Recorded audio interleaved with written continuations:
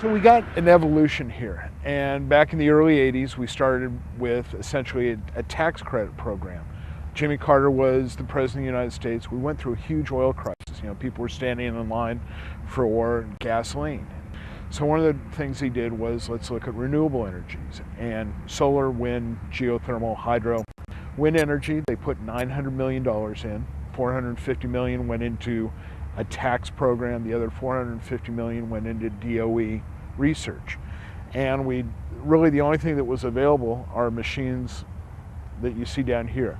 And those are old wood blade machines. They were 17 kilowatts.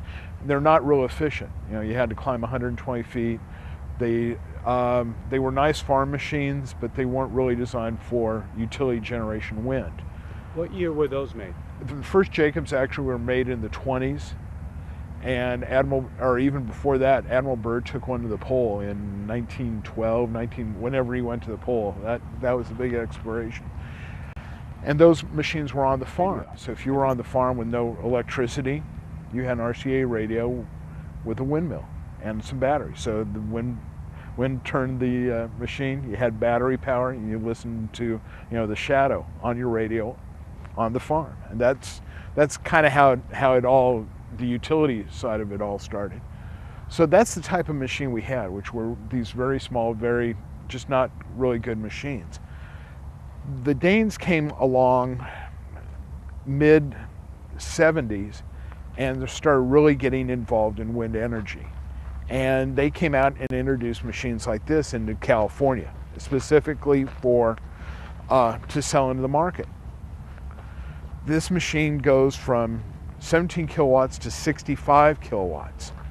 They all work the same way. We got a set of blades that act just like an airplane wing, so they create lift.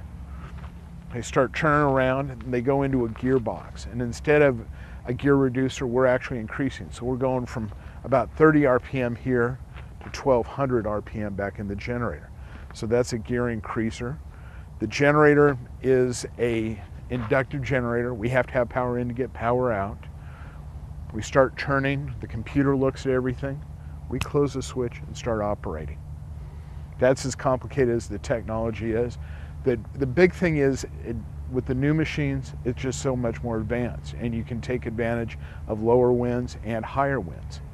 So this would be a first generation machine. We go into a second generation machine, which the Danes, the Europeans have been dealing with. Then we'd take a big jump and go into third generation machines. What you see around us are 13 400 kilowatt machines. So we've gone from 65 kilowatts to 400 kilowatts. And the big thing that you notice is the length of the blades. So the more blade length you have, the more bite out of the air that you can take. The other thing that's a real big jump up is these blades pitch in and out. If you have a low wind day, they pitch out and they take a really big bite of that air. When the wind isn't blowing as hard or is blowing real hard, they don't have to take that big bite out. The computers on board will protect the machines. So we can have 60 and 70 mile an hour winds through here. It's hard on the equipment, so we just don't want to run in that. So these machines would just feather all the way, lose all the lift, and they just coast. And that's the big advantage of the new modern technology. So we're now in third generation, which is about 1995. Well, we're Americans, let's get bigger.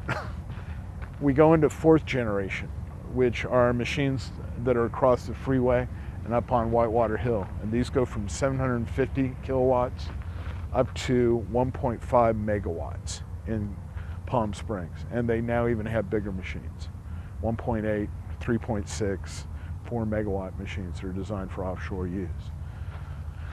Big difference between third generation and fourth generation is how much bigger they are. This tower is 120 feet tall, blades are about 80 feet long. The blades on this are close to 100 feet long. So it's a much bigger, much more advanced machine. And instead of having the big difference between this and conventional energy, instead of having one power plant of 600 megawatts, which was how many megawatts we have here, we have 4,800 machines that all operate independently. So if you have one part of a machine go down, you don't ever lose the entire plant.